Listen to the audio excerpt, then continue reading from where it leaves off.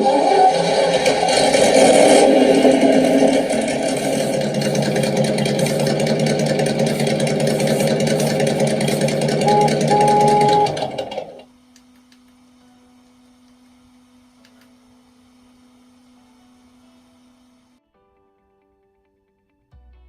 right, I got another build here.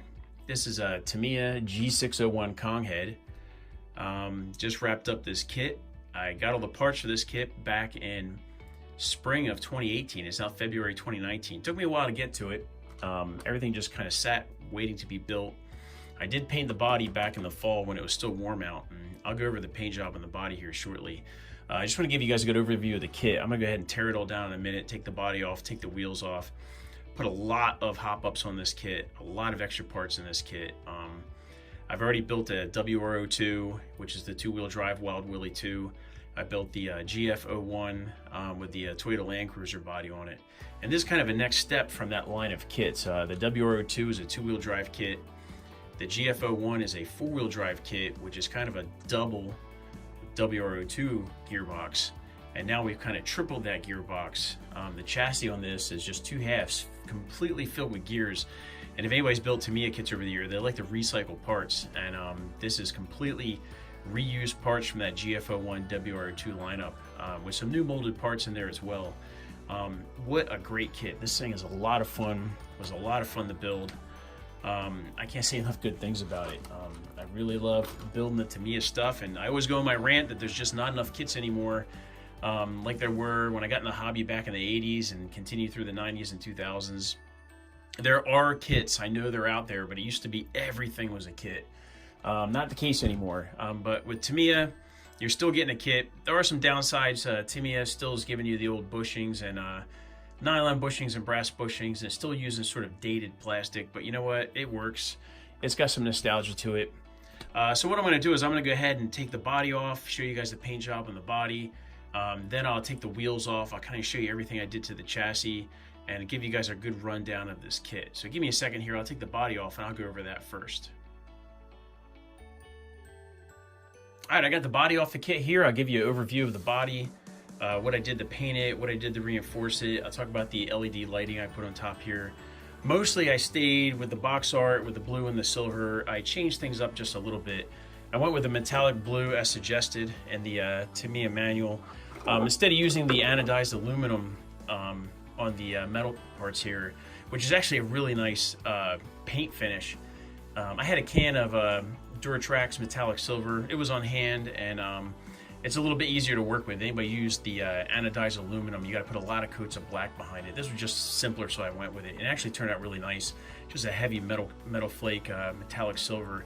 And I also used it up here. This is a decal originally on the kit, but I went ahead and taped off this wind visor up here so I could paint it silver underneath. Same thing here in the gas tanks. I gave you really close in there. I really spent a lot of time on the taping on this. You can see the gas tanks right there. Use that same metallic silver. There you go, your visor up top, the grill and the headlights. I painted them individually. Same thing with this part back here. I painted this silver. The box art is black right here, solid black, and I decided to go with a gunmetal. I thought I'd give it a nicer finish. That's just me, but I thought the paint job on this kit turned out really nice. A lot of taping, a lot of small little edges. But if you're patient, you give it a couple days, let the good coats dry between the next finish. Worked out pretty good. Underneath, one of the things I do with a lot of my kits is I reinforce them. This is fiberglass wall tape, drywall repair tape, and what you do is you take some shoe goo, you put the tape in there, you take some shoe goo, you smear it around, you really let it dry, you get like a nice rigid chassis. Adds a little bit of weight, but these Tamiya bodies are pretty thin, and what you do is you reinforce all these edges, and it'll keep the body from tearing and cracking. And if you have a body that is torn or cracked, this will reinforce it back up. So all the points where the stacks and the air boxes there screw in, I reinforced that. If you look in there really close, the screws are going through that tape as well. This is a multifunction light kit right here. I got this off eBay, it came from China. You plug it right into an open channel in the servo, and you can use that servo to cycle through a different series of lights. And you saw in the intro me go through those light cycles. I've done that in another kit. I thought it was a good fit for this one. So there's the body. Really happy on how it turned out. I don't think I'm gonna put the decals on it. I think I like the clean look. I think I'm just gonna put like one Tamiya sticker on it and be done with it and just leave it nice and clean. So what I'm gonna do now is I'm gonna go ahead and take the actual kit, strip the wheels off it, talk about all the upgrades I made, so you guys can see everything up close, really nice and clean with the wheels off. All right, here I got the body and wheels off the truck to give you an overview of the chassis, to show you everything start to finish, all the upgrades I put on it. Like I said, if it came from Tamiya and it was shiny and blue and aluminum, I bought it. Just wanted to try something different with this kit. So starting from the front, you can see this cross brace right here. This is the Tamiya suspension upgrade, and what it gives you is a cross brace for support, and then it gives you 4 stainless steel pins and E-clips versus the steel self-tapping screws that would hold the suspension on. I imagine it gives you some smoother action, but the brace across the front is nice. They give you extra E-clips too, because those things do go flying. You can see this blue plate here behind the front bumper. Let me turn it so you guys can see that. See that nice blue plate right there in the front? And what that is a chassis support brace. It gives you longer screws, and it goes between the bumper assembly and the chassis to kind of make the chassis more rigid right there. As far as suspension from front to back, I went with the Tamiya aluminum dampers. These are the same ones you would get on a GF01 or a WR02. The only downfall is they come in packs of 4, and you got to buy 2 packs of 4 so you can have 6 of them for this kit. A little bit expensive, but like I said, I really wanted to go all out with the Tamiya parts on this kit. They're real nice, anodized aluminum, oil filled. Use the springs that come with the kit. They were really easy to put together. The front arms here, right, I'm using the stock arms and all the plastic parts except the aluminum casters right here. These are the Tamiya aluminum casters right there. And they have a tilted angle on them. I forget the degree of the tilt. Like I said, they were shiny and blue. I didn't care too much. I think they finished off the front end really nice. The CVDs, these are the hardened steel Tamiya CVDs. You got to put those together. I also have those on all 6 axles as well. And then, of course, I have these Tamiya aluminum wheel hexes right here. And they screw on, they kind of lock onto those CVDs. And I have those on all 6 wheels as well. Moving back through the kit, of course, the kit is one giant gearbox from start to finish. I have ball bearings throughout the entire kit. The steering right here, this big steering knuckle, I replaced this with an aluminum one. This is a Tamiya part as well.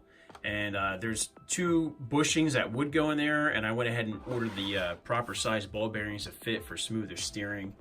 Of course, all the steering ends, I went with anodized blue ball ends, because why not? They're shiny and blue. This part comes from the GF01. Of course, it works on this same chassis. This is a nice suspension mount, or excuse me, servo mount right there. And then the servo mounting points coming off these, I use the aluminum ones as well. The servos I'm using on the front and the back, these are a savox SW0231MG. These are about $40 a piece. This is a Metal Gear high torque servo. They're not really tough, hardcore servos, but for a nice lightweight Tamiya kit like this, and they are waterproof, it works out pretty well. As far as the servo saver goes, I went with a Tamiya high torque servo saver with Tamiya aluminum servo horn to go over top of that. So I got some really good steering action. I'll show you guys a 4-wheel steering as soon as I get done with the overview of the kit and how all the electronics work. Moving down the kit, same thing on the mid suspension right here.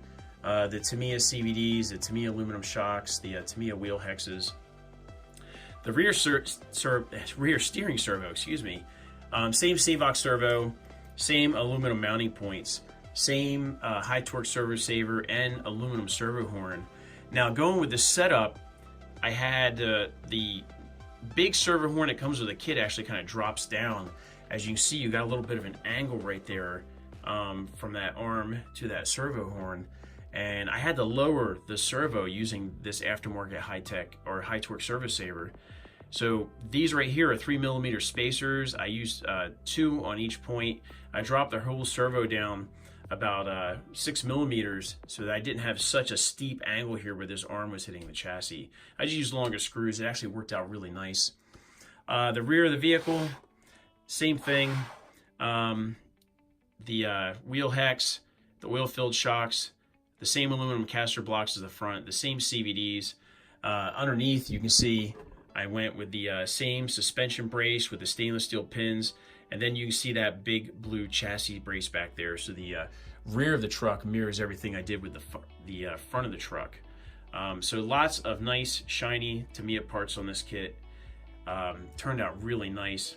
Now I'll tell you about all the electronics I have on the kit. The motor is a Easy Run 3652.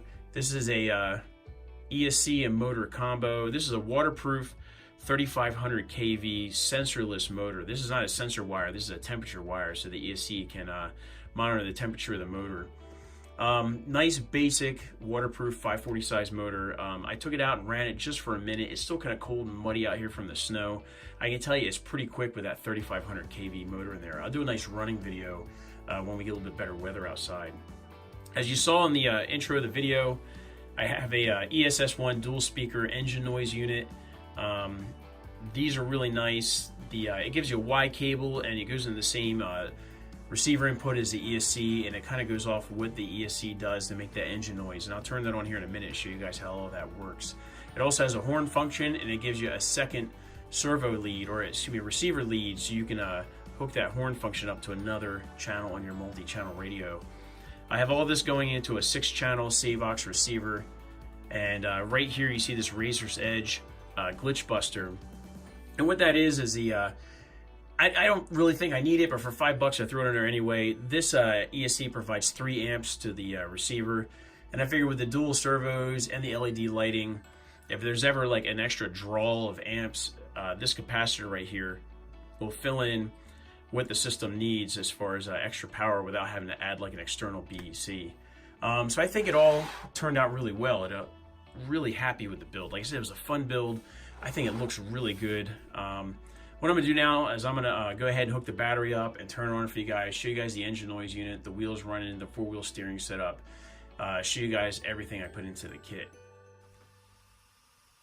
All right, so I got the battery hooked up, the ESC turned on, you can hear the fan running back there. With this truck, I'm using the Spektrum DX5C. It's a 5-channel radio, and I got every single channel used for something on this truck. First thing I'll demo is the 4-wheel steering. I have the servos running on 2 separate channels. I'm using the mixing on the radio to control the 2- and 4-wheel steering. Savox actually makes it really easy. They have a menu set up just for it.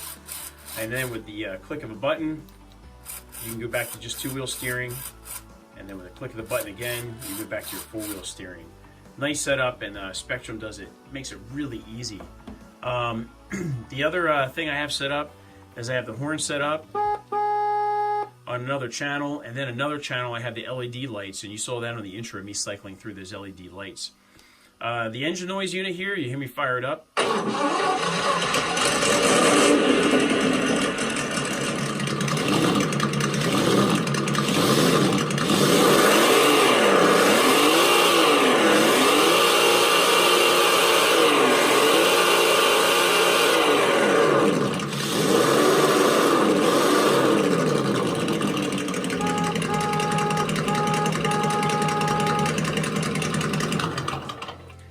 I have one of these on my CC01 kit, not the dual speaker, the single speaker.